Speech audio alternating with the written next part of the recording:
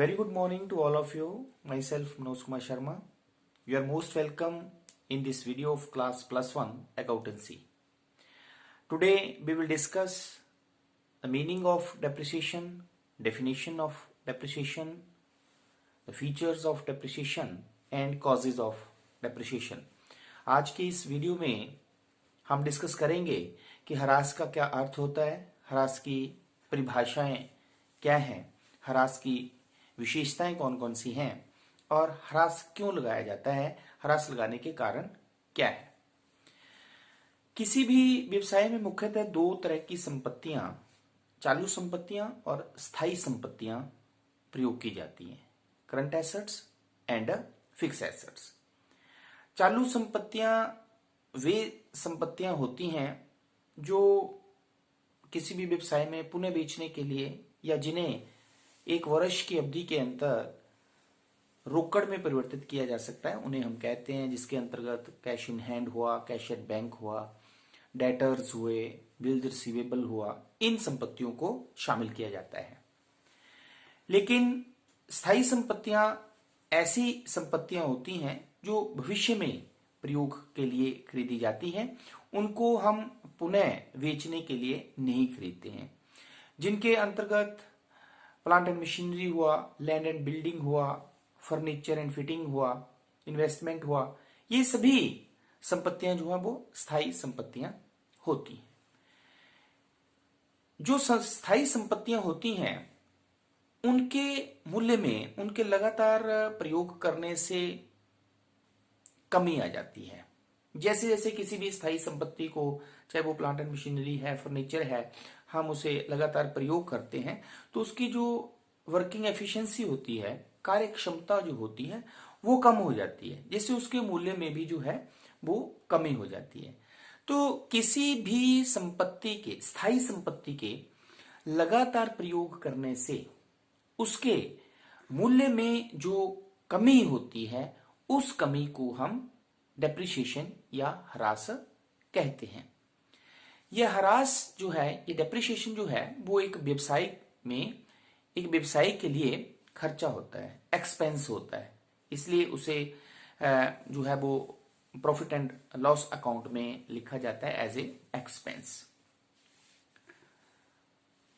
स्थायी संपत्ति के लगातार प्रयोग करने से उसके मूल्य में जो निरंतर कमी आती है उसे हम ह्रास कहते हैं। Now we will discuss some definition of the depreciation. The first is R N Carter के अनुसार depreciation is the gradual and permanent decrease in the value of asset from any cause. संपत्ति के मूल्य में किसी कारण से धीरे धीरे तथा स्थायी रूप से होने वाली कमी को ह्रास कहते हैं। ह्रास जो है वो स्थायी संपत्ति के मूल्य में कमी को कहा जाता है और ये कमी जो है वो किसी भी कारण से हो सकती है, बट यहां पे पॉइंट जो है वो है धीरे धीरे, ग्रेजुअली, धीरे धीरे, एंड स्थायी रूप से। ये एक परमानेंट नेचर होती है, डेप्रिसिएशन होगी ही होगी, स्थायी संपत्ति को प्रयोग करने से उसके मूल्य में कमी होगी ही होगी। तो आर एन कार्टर के अनुसार डेप्रिसिएशन जो है वो, ह्रास जो है वो किसी भी संपत्ति के मूल्य में किसी कारण से धीरे धीरे तथा स्थायी रूप से होने वाली कमी को कहा जाता है।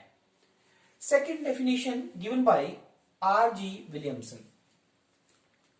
Depreciation is the gradual deterioration in the value of asset due to use. मूल्य में प्रयोग के कारण धीरे धीरे आने वाली गिरावट को ह्रास कहते हैं। किसी भी संपत्ति के मूल्य में प्रयोग के कारण धीरे धीरे आने वाली गिरावट को ह्रास कहा जाता है।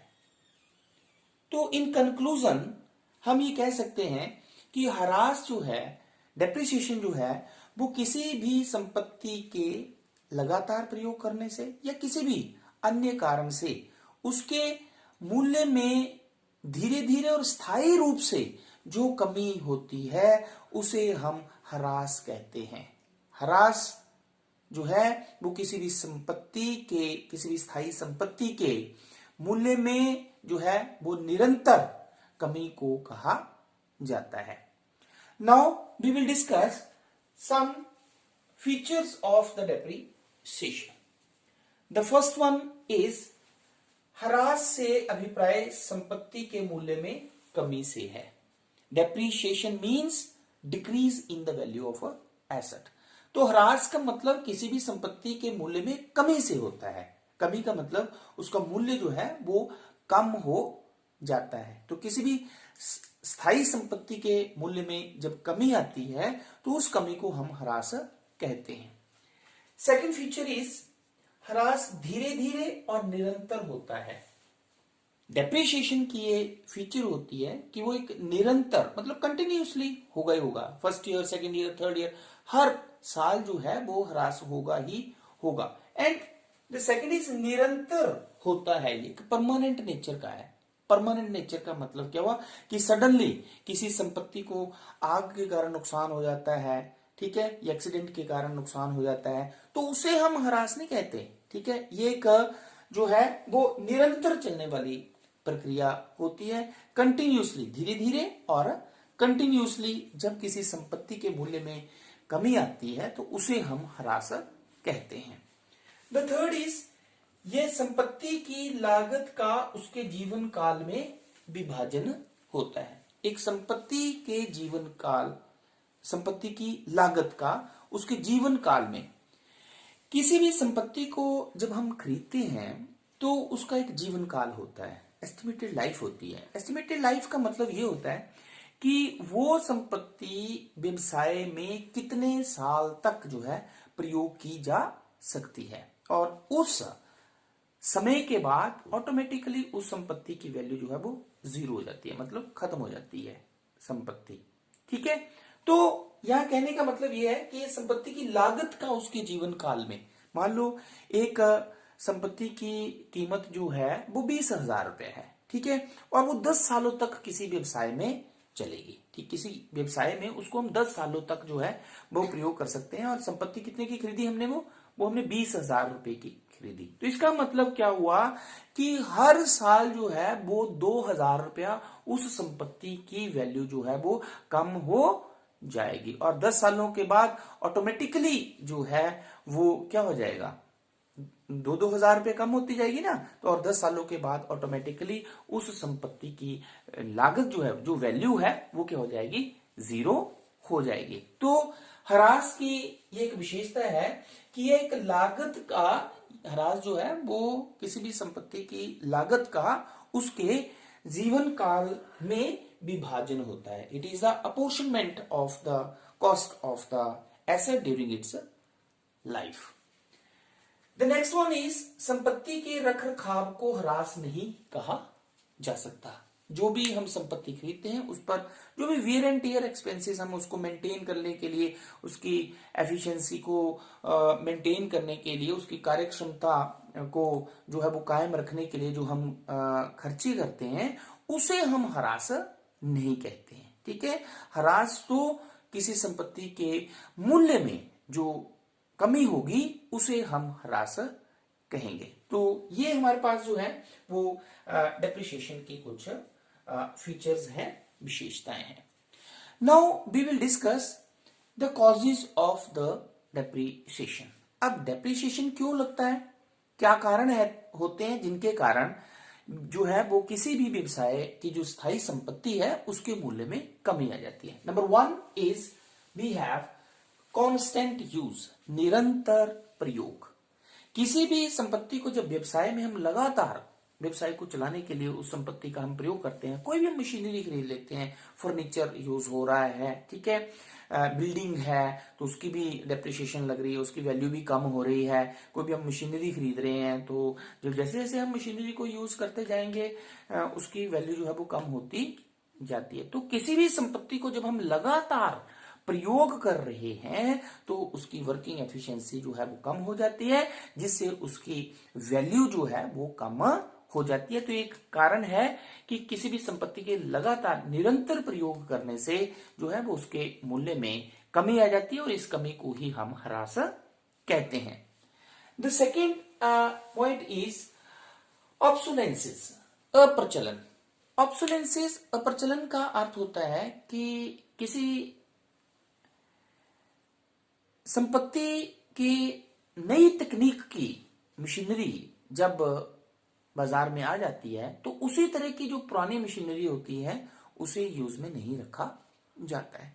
जब कोई भी आज के दौर में देख रहे हैं आप, मोबाइल अगर आप लेते हैं तो जिसमें लेटेस्ट कोई वर्जन आ जाता है तो जो पहले का मोबाइल हम यूज कर रहे होते हैं वो बेकार हो जाता है। उसी तरह व्यवसाय में कोई हम संपत्ति यूज कर रहे हैं लेकिन नई तकनीक, नई आविष्कार, नई टेक्नोलॉजी के कारण अगर उस तरह की संपत्ति बाजार में आ जाती है जिसकी एफिशिएंसी ज्यादा है, जिसकी प्रोडक्शन जो है वो ज्यादा है, इससे क्या होता है कि जो हमने पुरानी संपत्ति खरीदी होती है उसको हमें रिप्लेस करना पड़ता है।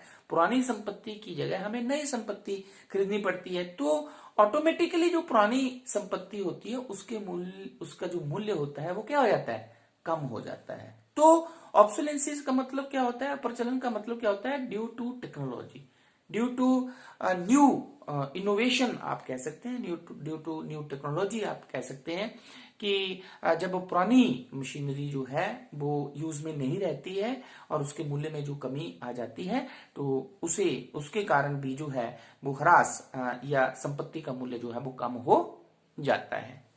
Then the next one we have, third is expiry of time, समय बीतने के साथ साथ।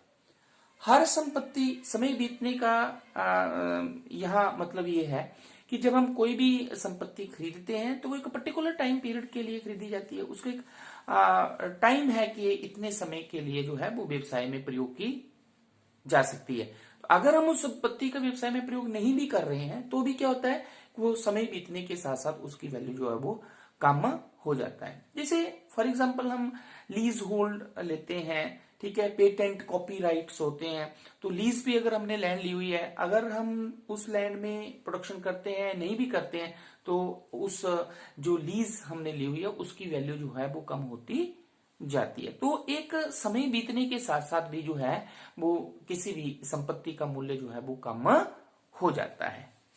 Then the next one is yes accident, दुर्घटना। तो दुर्घटना के कारण भी कोई किसी भी संपत्ति का कोई स्पेयर पार्ट बाय एक्सीडेंट टूट जाता है या उसकी वर्किंग एफिशिएंसी तो कम होगी ही होगी जब हम किसी भी संपत्ति को लगातार प्रयोग करेंगे या प्रोडक्शन में यूज में लाएंगे, तो किसी भी संपत्ति का जब हम प्रयोग करेंगे तो एक्सीडेंट के कारण भी उसकी एफिशिएंसी कम हो जाती है और एफिशिएंसी कम होने का मतलब क्या हुआ कि उसकी वैल्यू जो है वो कम हो जाती है। तो बाई एक्सीडेंट भी जो है वो संपत्ति का मूल्य जो है वो कम हो जाता है।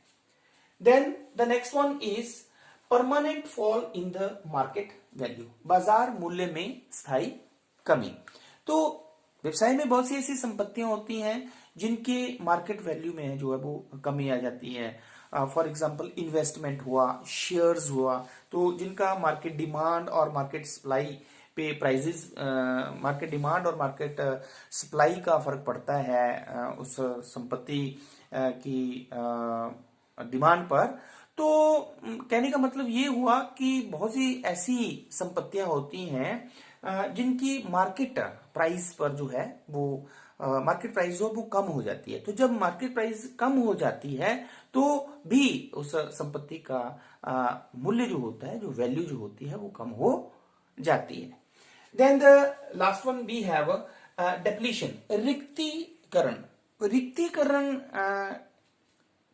का मतलब होता है किसी भी संपत्ति, रिक्तीकरण बेसिकली डिप्लीशन वर्ड जो है वो कोल माइंस या ऑयल वेल्स के जैसी संपत्तियों के रूप में प्रयोग होता है कि जैसे मान लो कोयले की खान है या तेल का कुआं है, तो तेल के कुएं में से जैसे जैसे हम तेल निकालते जाएंगे या कोयले की खान में से जैसे जैसे हम कोयला निकालते जाएंगे तो तेल के कुएं और कोयले की खान की वैल्यू जो है वो कम होती जाती है। तो ये कुछ एक कारण थे जिनके कारण जो है वो किसी भी व्यवसाय में संपत्ति के मूल्य में जो है वो कमी आ जाती है।